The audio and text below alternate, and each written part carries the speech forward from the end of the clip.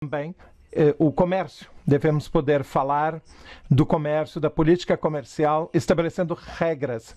E assim, quisemos ter esta conferência, que será o início de um caminho de estreitamento da cooperação tão importante. A partir de agora, vamos ter as semanas ou dias latino-americanos. De qualquer maneira, será uma iniciativa do grupo dos socialistas e democratas para destacar esta agenda comum em que queremos trabalhar. E também, hoje, já tivemos uma reunião, antes desta reunião de agora, e falamos da necessidade de assinarmos um memorando de entendimento entre o Partido dos Trabalhadores e o grupo dos socialistas e democratas, como já fizemos noutras partes da América Latina. Eu recordo a minha primeira visita enquanto presidente do Grupo SD. A América Latina foi ao México e a Cuba, onde nós, no México, estabelecemos um memorando de entendimento e nós queremos estreitar a cooperação com a esquerda latino-americana, que tem objetivos comuns conosco, tão importantes e necessários nos momentos atuais. Assim, este memorando poderá ser assinado no momento em que o grupo SD visitar o Brasil. Vamos aceitar o convite que hoje foi feito pelo Partido dos Trabalhadores. Estaremos no Brasil para apoiar esta agenda comum, estes objetivos comuns. E aí, será importante, perante as eleições no outono no Brasil, são eleições cruciais que terão uma influência muito importante para toda a América Latina. É um momento crucial e precisamos acabar com um governo no Brasil, o governo de Bolsonaro, por muitíssimos motivos, pelo seu autoritarismo, porque isto põe em perigo a democracia, pelo seu comportamento, poderíamos dizer, criminoso na pandemia. Nós temos consciência do que aconteceu no ano passado e como se pôs em perigo a vida de tantos compatriotas pelo seu negacionismo também climático e de exclusão da biodiversidade no Brasil. Nós sabemos o que acontece na Amazônia e também pela sua misoginia, pelo ódio e ataque às mulheres, que agora está a ser assumido pela extrema-direita no Brasil e no mundo. Por todos estes motivos, é necessário que haja uma mudança no Brasil e o Grupo SD também estará trabalhando e colaborando para esta mudança. É um momento muito importante para as duas organizações políticas. Vamos reforçar a nossa cooperação baseada no respeito mútuo e um desafio comum que temos, que é de construir sociedades mais igualitárias, sociedades mais justas e fortalecer as instituições. Portanto, hoje é um dia importante para o nosso grupo político. Eu gostaria de encerrar agradecendo mais uma vez o nosso presidente Lula da Silva por ter aceito estar hoje num dia tão importante. Confesso que eu gostaria de entender tudo se Arati tivesse falado mais despacito. Eu quero primeiro agradecer a oportunidade de visitar o Parlamento Europeu. Fazia muito tempo que eu não vinha aqui, apesar de saber que muitos companheiros do Brasil participaram de vários debates, de vários eventos aqui no Parlamento Europeu.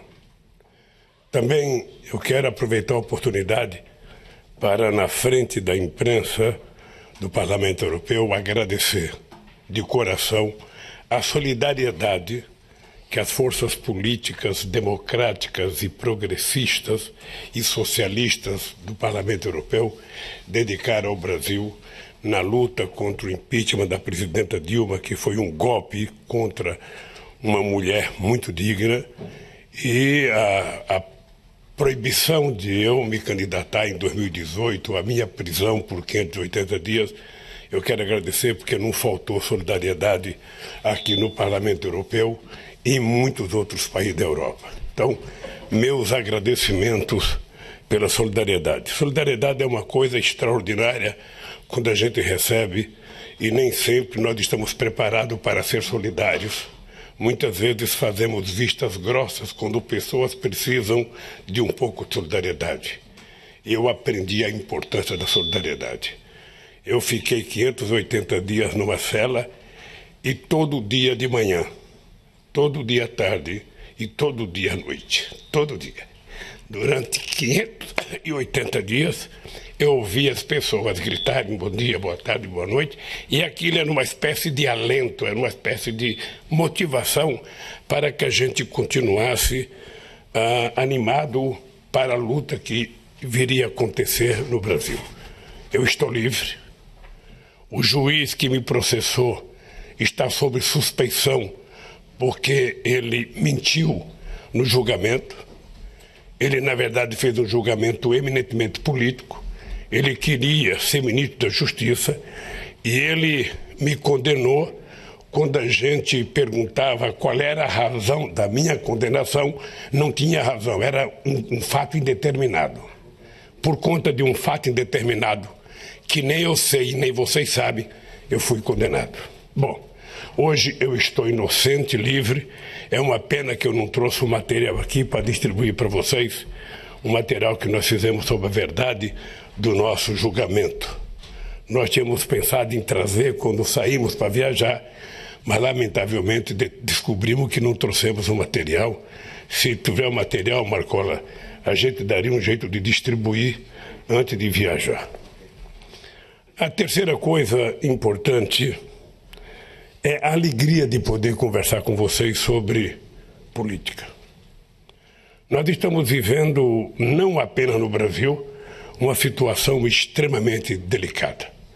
Nós, depois dos anos 80, em que o sucesso da humanidade estava no consenso de Washington, o sucesso da humanidade estava na globalização, 40 anos depois, o que nós estamos percebendo é que o discurso do Estado Nacional, feito pelo Trump, dizendo que os Estados Unidos para os americanos, é o que está acontecendo em outra parte do mundo com o fascismo, com a extrema-direita em vários lugares. O Bolsonaro representa hoje uma peça importante na extrema-direita fascista, nazista. O que você quiser falar da antipolítica, você pode falar do governo brasileiro. O Brasil, na verdade, não merecia estar passando pelo que está passando, porque o Brasil é um país muito generoso, um povo muito trabalhador.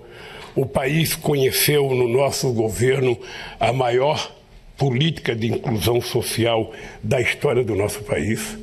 O nosso povo mais humilde voltou a comer. O Brasil saiu do mapa da fome reconhecido pela ONU em 2014, quando o mundo desenvolvido permitiu que 100 milhões de pessoas ficassem desempregadas por conta da crise financeira de 2008. No Brasil, nós criamos 22 milhões de empregos formais no nosso país. Nós conseguimos uma ascensão social que, sinceramente, é a maior de toda a história do Brasil. Isso está sendo destruído. Está sendo destruído porque a extrema-direita não pensa no povo trabalhador, não pensa no pobre, não pensa no emprego, não pensa no índio, não pensa no negro, não pensa em LGBT, ou seja, não pensa efetivamente em nada que não seja a ganância e o processo de desestruturar o Estado brasileiro. Nós temos hoje um governo que, como não sabe governar, se ele pudesse, ele vendia tudo. Ele vendia o que tinha e o que não tinha. Ele já está destruindo a Petrobras, porque a Petrobras não era apenas uma empresa de petróleo. A Petrobras era a maior empresa brasileira e uma empresa fomentadora de desenvolvimento e de investimento em pesquisa.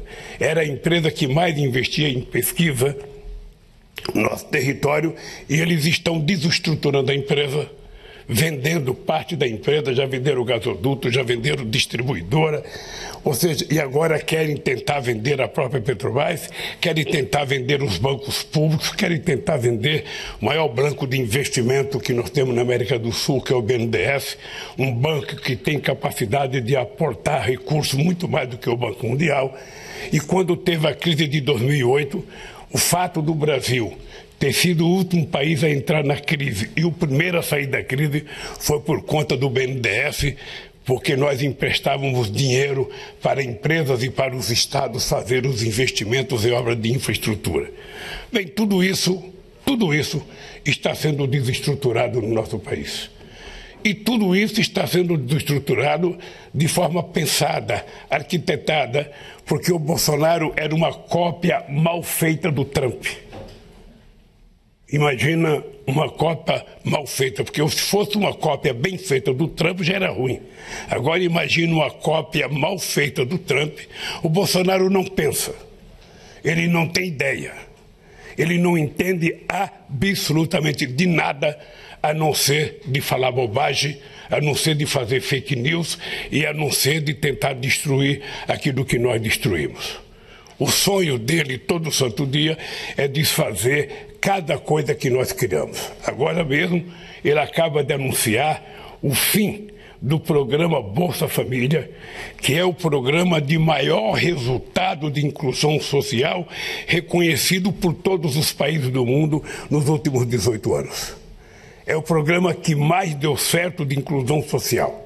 Pois bem, ele acaba de anular esse programa, acaba de desativar esse programa e criou um outro programa chamado Auxílio Brasil, que é um programa que ele quer fazer para disputar as eleições de 2022. Bem, eu acho que nós não temos outra coisa a fazer no Brasil a não ser reconquistar a democracia. Reconquistar a democracia para o povo brasileiro. Nós queremos provar que é possível você resolver os problemas do povo pobre quando você coloca o povo pobre no orçamento. Quando coloca vou falar espanhol agora, Humberto, colocar o povo pobre no pressuposto da nação, do Estado, no pressuposto do município. Quando o pobre passa a ter um pouco de dinheiro, a economia começa a funcionar como se fosse uma roda gigante. Todos participam do desenvolvimento. Foi esse milagre que nós fizemos no Brasil. E esse milagre vai ser feito outra vez, porque nós vamos voltar a fazer uma grande e forte política de inclusão social. Eu queria lembrar a vocês que eu tive o privilégio de ser presidente num momento muito importante da América Latina. Porque não era apenas o Brasil que estava avançando, a Argentina estava avançando. O Chile, tanto com Lagos como com Michelle Bachelet, estava avançando. A Argentina com Kirchner, depois com a Cristina, estava avançando. O nosso companheiro Tabaré e o nosso companheiro Pepe Mujica no Uruguai, o nosso companheiro Lugo no Paraguai, o nosso companheiro Evo Morales na Bolívia, o companheiro Chaves na Venezuela, embora o Uribe fosse um cidadão de direito, um político de direita, a nossa relação com a Colômbia era extraordinária, a nossa relação com o Peru era extraordinária, a nossa relação com o Rafael Correa, que agora mora aqui em Bruxelas, não pode votar no Equador, era extraordinária. Eu digo sempre, presidenta, que nós vivemos o melhor momento de ascensão social e de inclusão social de 2000 a 2014 em toda a nossa querida América Latina. Lamentavelmente, isso está sendo destruído. Isso está sendo destruído país por país. E nós precisamos urgentemente retomar a democracia no Brasil para que a gente volte a sonhar, a devolver a democracia para todos os países, para que o povo pobre tenha mais uma chance, sabe, de viver dignamente e decentemente. Por isso eu estou aqui para falar um pouco dos problemas e das soluções e estou muito à disposição de vocês para fazerem perguntas. As perguntas que vocês quiserem fazer. Eu não controlo o tempo é controlado pela nossa presidenta, da Aliança Progressiva e Socialista e Democrata aqui do Parlamento Europeu. Eu queria dizer para vocês o seguinte: não tem pergunta proibida. Façam a pergunta que quiser. Se eu souber, eu responderei. Se eu não souber, eu transfiro para ela responder e nós ficaremos bem aqui. Ok, thank you.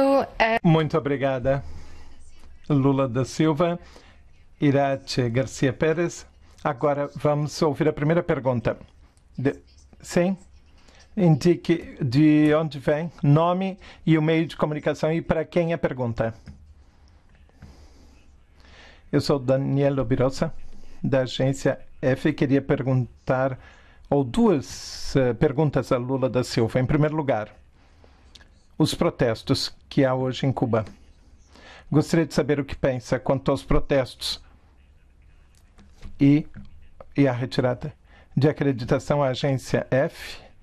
E, em segundo lugar, presidente Lula, o senhor hoje reuniu-se com social-democratas, ontem reuniu-se com o representante José Borrell, representante dos assuntos externos, e vai se apresentar às eleições presidenciais no Brasil no próximo ano? Eu só queria entender a primeira pergunta, que eu não entendi bem. Se você puder traduzir um pouquinho mais alto. Manifestações em Cuba ontem. Eu lhe confesso.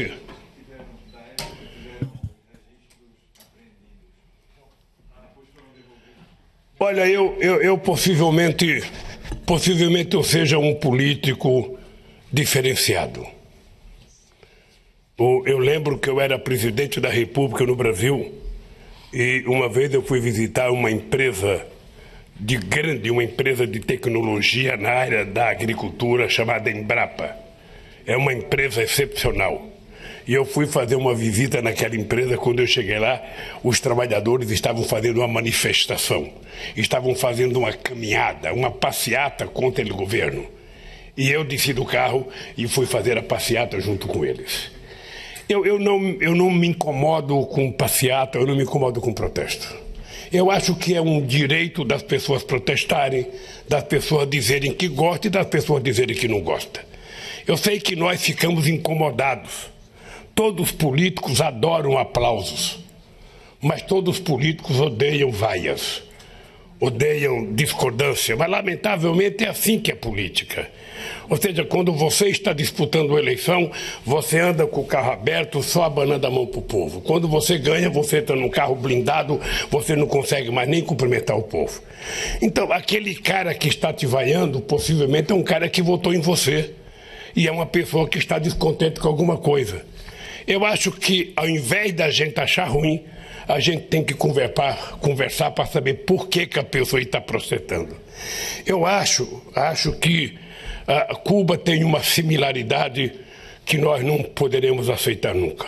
Não é justo, não é normal, não é democrático, não é prudente para a questão dos direitos humanos um bloqueio durar 60 anos. Não é normal. Ou seja, não é normal que os Estados Unidos não aprendam que ele perdeu a revolução para os cubanos e que ele precisa permitir que os cubanos decidam o seu próprio destino. É apenas isso. Eu, quando era presidente, junto com o Celso Amorim, falamos com Bush. Por que os Estados Unidos não pensam abrir democraticamente, sabe, a sua relação com Cuba?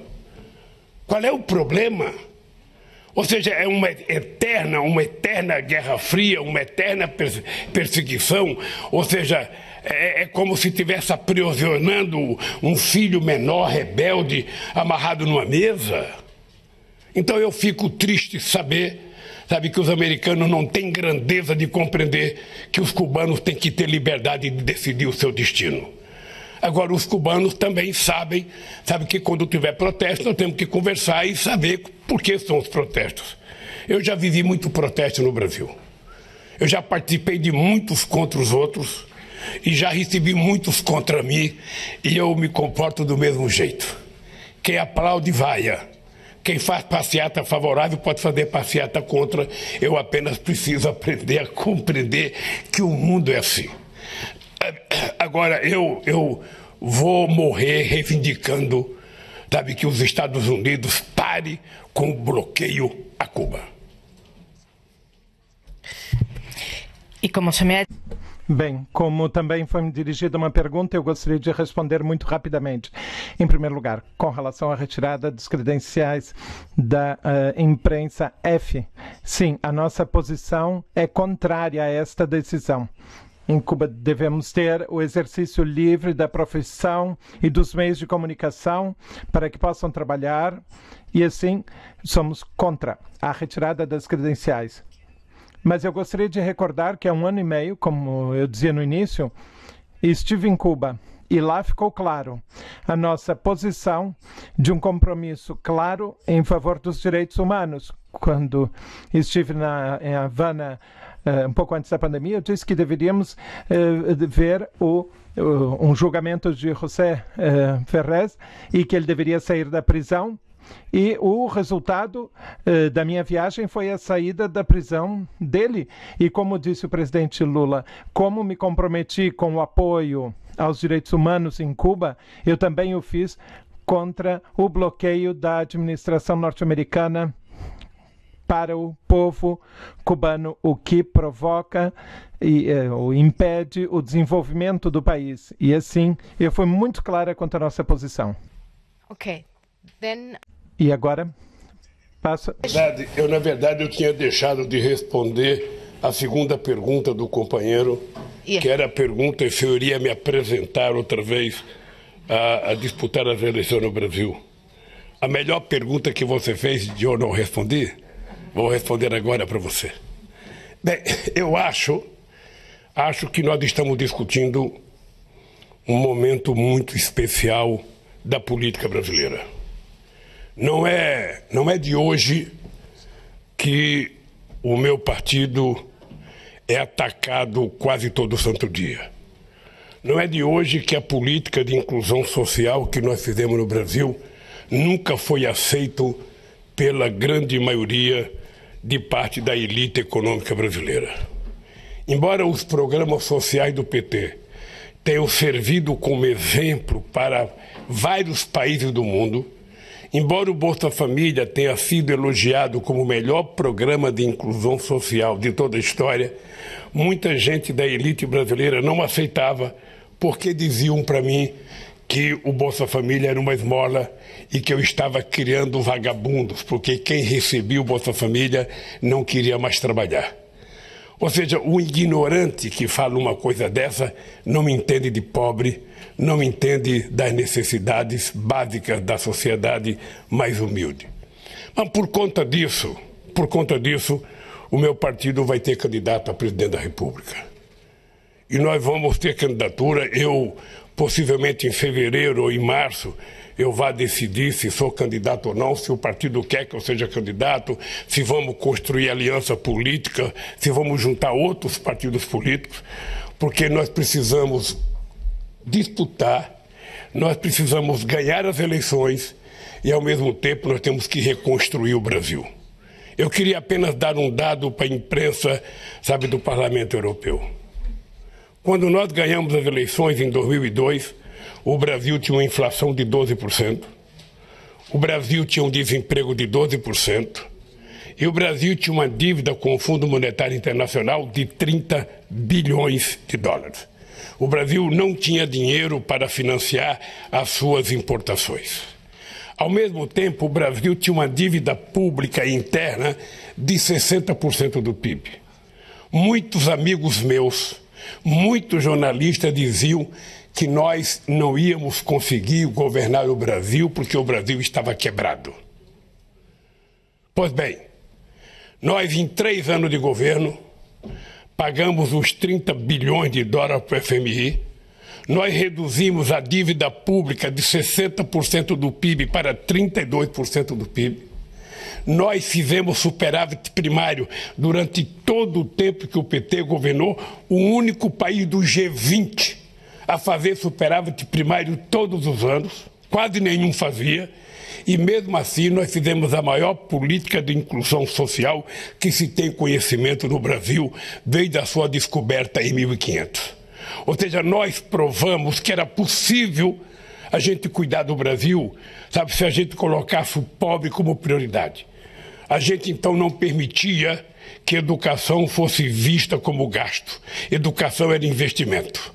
Cuidar do pobre não é gasto, é investimento. Cuidar da saúde não pode ser gasto, tem que ser tratado como investimento. Ou seja, financiar a bolsa de estudo para o estudante pobre não pode ser gasto, tem que ser visto como investimento. Porque todo o dinheiro para o capital é investimento e todo o dinheiro para o pobre é gasto. É preciso inverter essa lógica, mesmo porque quem paga ao Estado brasileiro são os pobres. No Brasil, só para vocês terem ideia, quem paga imposto de renda é o povo que trabalha, porque somente o povo que recebe salário é descontado na fonte, é descontado no dia do pagamento. Rico não paga imposto no Brasil. É importante vocês saberem que ele não paga imposto nem de lucro, nem de dividendo. Por isso é que eu estou dizendo, quase todo dia no Brasil, que nós temos uma solução fácil para resolver o problema do Brasil. É colocar o povo pobre no orçamento e colocar o rico no imposto de renda. Quem sabe a gente começa a melhorar a situação do nosso país. Por isso o PT vai concorrer. Se for eu, estarei satisfeito, estou preparado, motivado, com saúde, sabe? Eu estou com tanta saúde, meu caro, que eu quero ver esse caso antes das eleições. Para demonstrar a confiança que eu tenho no futuro do Brasil, eu vou até casar para poder mostrar, sabe, que eu acredito no que nós somos capazes de fazer no Brasil. Por isso, o PT terá candidatura, sim, em 2022 e queremos ganhar as eleições para colocar o Brasil outra vez no patamar do Brasil, do país respeitado no mundo inteiro. Thank you. We can only take one more. Muito obrigada. Só temos tempo para mais uma pergunta. Infelizmente, só mais uma pergunta. Então, uma pergunta a mais.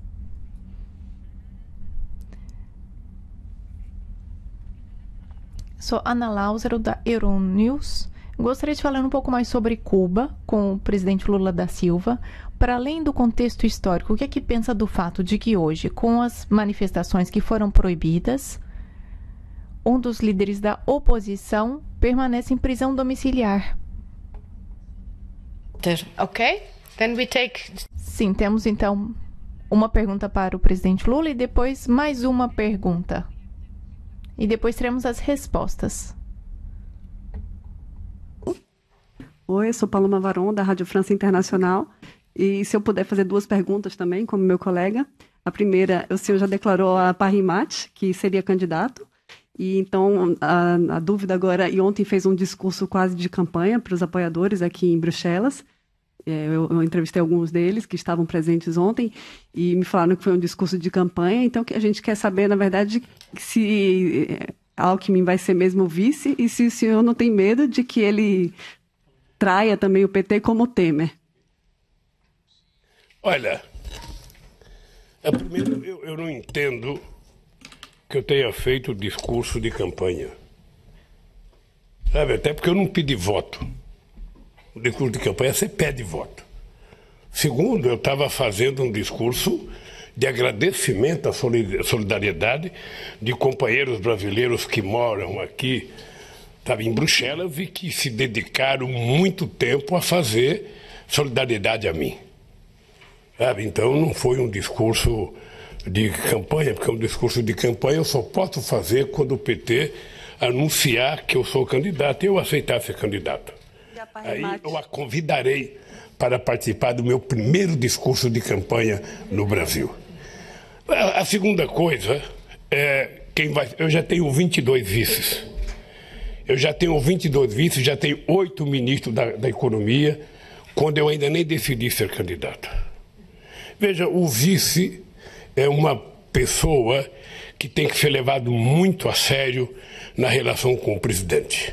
Porque o vice pode ser presidente. Pode acontecer muitas coisas. E depois o vice tem que ser uma pessoa que soma com o presidente e não que diverge com o presidente. Eu tenho uma extraordinária relação de respeito com o Alckmin. Eu fui presidente quando ele foi governador. Nós conversamos muito. Não há nada que aconteceu entre eu e Alckmin que não possa, sabe, ser reconciliado. Não há. Política, às vezes, é como jogo de futebol. Você dá uma butinada no cara, o cara cai chorando de dor, sabe? Mas depois que termina o jogo, eles se encontram, se abraçam e vão tomar uma cerveja e vão discutir o próximo jogo. A política é assim. Quando não há ofensa moral, quando não há ofensa pessoal, eu acho que nas divergências políticas todo mundo joga bruto porque todo mundo quer ganhar. Eu disputei as eleições de 2006 com o Alckmin, mas eu quero lhe dizer que eu tenho um profundo respeito pelo Alckmin.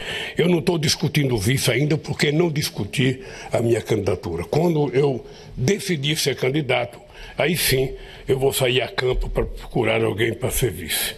Com relação a Cuba, eu te confesso, eu não sei quem fez a pergunta, eu não acompanhei o noticiário hoje. Eu não acompanhei, porque eu levantei de manhã, comecei a ler o material que eu tinha que ler para as conversas que eu ia ter hoje. Eu só vou ter essas informações que vocês disseram de Cuba quando terminar a minha atividade aqui no Parlamento Europeu, que eu vou estar para o hotel, que eu for ler as notícias do dia, eu vou ficar sabendo. E se a companheira que fez a pergunta quiser reiterar a pergunta depois que eu tiver acesso ao material, o meu assessor de imprensa, o Crispiniano, que você vai ver essa figura simpática que está aqui, sabe? Você pode mandar a pergunta para ele e eu te responderei, sabe, com o maior carinho. Okay. Then I think you will have a very busy job because I get... Então, acho que terão muito trabalho, pois acho que há mais perguntas aqui, talvez mais perguntas online. Muito obrigado, Irati Garcia. Muito obrigado, senhor Lula da Silva. E estão todos convidados às 5 horas no plenário para o nosso evento sobre o Dia da América Latina. Muito obrigada a todos.